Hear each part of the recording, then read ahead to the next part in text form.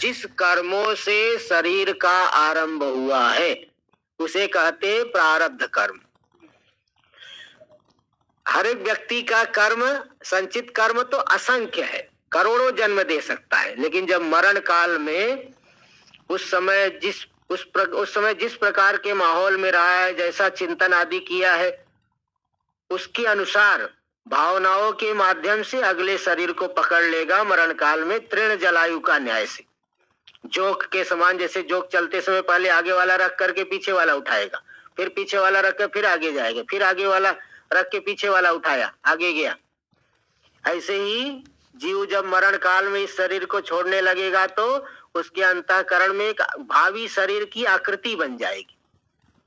भावनाओं से उस अगले शरीर को पकड़ लेगा और पकड़ करके इसको छोड़ देगा, तो अगले शरीर के अनुकूल जो कर्म आदि संचित में से निकल करके आएंगे, उद्भूत हो जाएंगे फल देने के लिए। तो जो फल देने के लिए उद्भूत हुए हैं कर्म, उन्हीं को प्रारब्ध कर्म कह देंगे। फल देना वो आरंभ कर देते हैं। तो येन कर्मणा शरीरम आरब्धम, जिस कर्म से शरीर का आरंभ हुआ है, तद विपरीत प्रत्यय दोष निमित्तत्वात् तस्य, तो ज्ञानी में जो विपरीत प्रत्यय हो रहा है, कुछ दोष आदि दिख रहा है, उन्हीं प्रारब्ध कर्म निमित्तक है, इसलिए ज्ञानी में भी राग द्वेष आदि मालूम पड़ता है। तस्य तथा भूतस्य व विपरीत प्रत्यय दोष संयुक्तस्य फलदाने सामर्थ्यम, वह जो प्रारब्ध है वह विपरीत प्रत्यय दोष संयुक्त से, जन्मांतरी रागादि के संस्कार रूपी दोष से युक्त होकर के वह फल देने में समर्थ होता है। क्योंकि अगर जन्मांतरी संस्कार आदि थोड़ा नहीं रहेंगे तो कैसे भोजन आदि कर्म करने में प्रवृत्त होंगे। तो जन्मांतरी संस्कार आदि दोषों से सहकृत होकर के वह प्रारब्ध कर्म फल देने में समर्थ होता है। इति यावत शरीर पातस, तो जब तक ज्ञानी का शरीर पात नहीं होगा। शरीर पात कब होगा? जब प्रारब्ध कर्म छीड़ हो जाएगा, पूरी तरह से नष्ट हो जाएगा। हाँ हाँ हाँ, वही तो, जो जिन कर्मों से शरीर मिला है वह कर्म जब तक छीड़ नहीं होगा तब तक यह शरीर व्यवहार चलते रहेगा। तो जब तक शरीर पात होगा तावत फलोपभोगांगतया, तब तक फल के उपभोग का अंग बन जाएगा प्रारब्ध कर्म। उसके अंग रूप से वह जो है प्रारब्ध कर्म विपरीत प्रत्ययंग रागादि दोषम च तावन मात्रम आक्षिपत्येव, विपरीत प्रत्यय और रागादि दोष को उतने मात्र को ही वो आक्षिप्त करेगा। तभी वह भेद आदि देख करके किसी को ऊपर क्रोध भी करते हैं, किसी को जो है प्रेम भी करते हैं, किसी को उपदेश कर रहे हैं, किसी को सेवा में लगा रहे हैं, गृहस्थ को अलग प्रकार का उपदेश दे रहे हैं, सन्यासी को अलग प्रकार का उपदेश दे रहे हैं। तो उस प्रारब्ध कर्म से ही विपरीत प्रत्यय भी हो रहा है, शरीरात्म बुद्धि भी थोड़े समय मालूम पड़ती है। क्योंकि भोजन आदि करते समय क्या मैं मनुष्य हूं, मैं शरीर में, देखो ज्ञानी में स्वरूप का विस्मरण होता है, विपरीत ज्ञान नहीं होता। स्वरूप को भूलते हैं, मैं मनुष्य हूं, मैं जीव हूं, मैं ब्रह्म से भिन्न हूं, ऐसा विपरीत बोध नहीं होता, लेकिन कुछ समय तक स्वरूप को भूलते हैं। तो जो अनर्थ का हेतु है वह विपरीत ज्ञान है, स्वरूप का विस्मरण अनर्थ का हेतु नहीं है। जैसे उदाहरण के रूप में आप मनुष्य है, तो क्या सुबह से शाम तक रटते रहते हो क्या मैं मनुष्य हूं, मैं मनुष्य हूं, मैं मनुष्य हूं, मैं मनुष्य हूं? सुबह शाम तक रटते रहते क्या? तो भी कोई पूछेगा भाई तुम कौन हो, तो बोले दिखता नहीं क्या मैं मनुष्य हूं, उस समय बोल देते। तो हमेशा नहीं रटते रहते मैं मनुष्य हूं, तो भी अंदर से भान है कि मैं मनुष्य हूं, अंदर से एक संस्कार है, जब जरूरत पड़ेगी तब प्रकट हो जाएगा। तो विपरीत जो अनर्थ करने वाला कौन है? विपरीत ज्ञान। कोई नशे में नशा करके कहे मैं तो पशु हूं, मैं वृक्ष हूं, वह विपरीत ज्ञान अनर्थ करने वाला है। और स्वरूप को थोड़े समय के लिए भूल गया है, वह अनर्थ करने वाला नहीं है। विस्मरण अनर्थ का हेतु नहीं है, अनर्थ का हेतु है विपरीत ज्ञान। तो यह बता दिए। इसलिए ज्ञानी में भी विपरीत प्रत्यय हो जाता है प्रारब्ध के कारण, और राग आदि दोष भी दिखाई पड़ते हैं। तो प्रारब्ध को रोक क्यों नहीं सकते? बोले प्रारब्ध छूटे हुए बाण के समान है। मुक्तेषुवत प्रवृत्त फलत्वात्। मुक्त ईशु, ईशु यानी बाण। जो प्रारब्ध फल देने को तैयार, वो कौन नक्की करता है? ईश्वर। ईश्वर ही फल दे। देखो पहले जगह जगह फल कौन देता है? चेतन ही फल देता है। चेतन। जैसे व्यक्ति नौकरी करते हैं, कौन नौकरी जहां करते वहां दीवार पगार देगी क्या? आदमी कोई देगा। चेतन जानता है किसने क्या किया है, जड़ नहीं जानता। फल चेतन ही देता है। तो ईश्वर जो है जीव के कर्मों के अनुसार फल देते हैं। और इसी को समझाने के लिए जो है अनेक विभाग पुराणों में बताए गए ना, कि कोई पाप कर्म किया तो यमराज जी के पास जाएंगे, यमराज जी उसको यातना देंगे। पुण्य कर्म किया है तो स्वर्ग लोक में चले जाएगा, विष्णु लोक में चले जाएगा, ब्रह्म लोक में चले जाएगा, वहां को सुख भोगेगा। और पापी लोग जो है यामी यातना सहन करके फिर कीट पतंग आदि योनियों को प्राप्त करेंगे, नाना योनियों में घूमेंगे। ते फल चेतन ही देता है, ईश्वर ही देते हैं। इसलिए एक ईश्वर ही देंगे सबको फल। एक ही ईश्वर है, तभी तो पूरे संसार की व्यवस्था। आदमी भी अलग अलग जगह पे जन्म ले लेते हैं ना, कभी यहाँ जन्म लिए, कभी विदेश में जन्म लिया, यही व्यक्ति।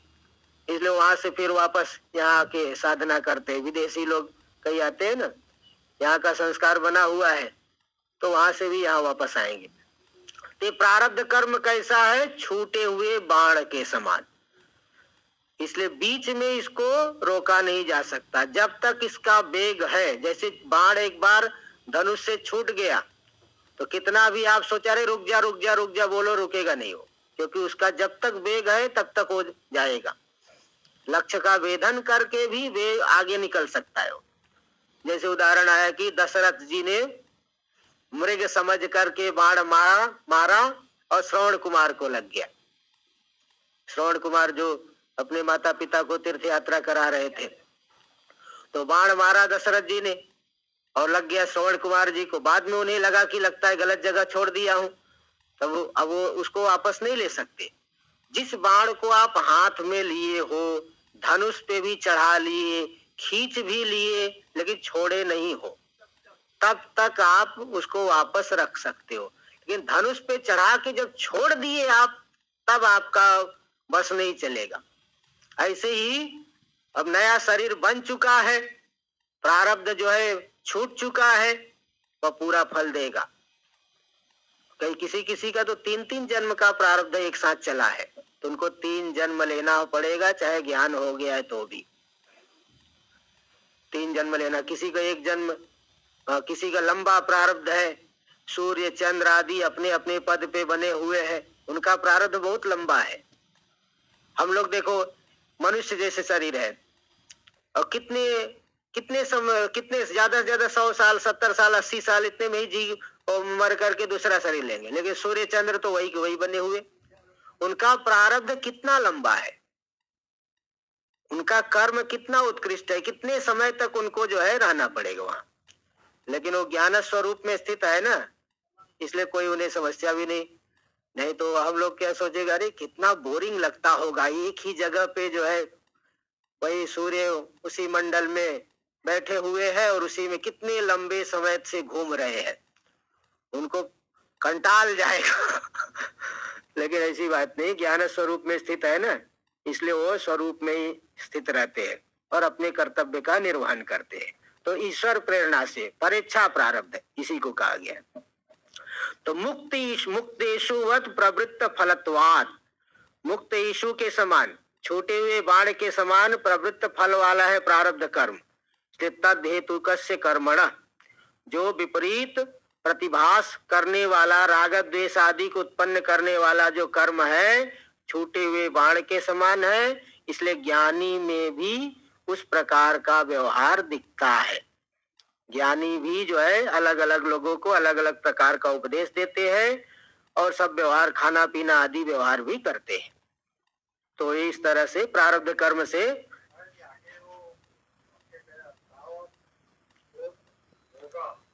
हाँ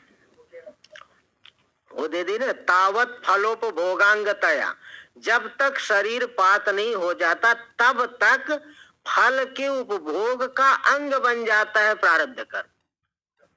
तावत, तावत यानी तब तक, फ्लॉप नहीं, फलोपभोग, फ्लॉप नहीं समझना, हिट फ्लॉप नहीं है यहाँ, फलोपभोग है। यावत शरीर पातस तावत फलोपभोगांगतया, प्रारब्ध कर्म जब एक बार फल देने लग गया तो जब तक शरीर नष्ट नहीं होगा तब तक का प्रारब्ध कर्म है, तब तक फलोपभोग का अंग बनेगा, तब तक वो ज्ञानी को फल देते रहेगा। आगे देख ली तो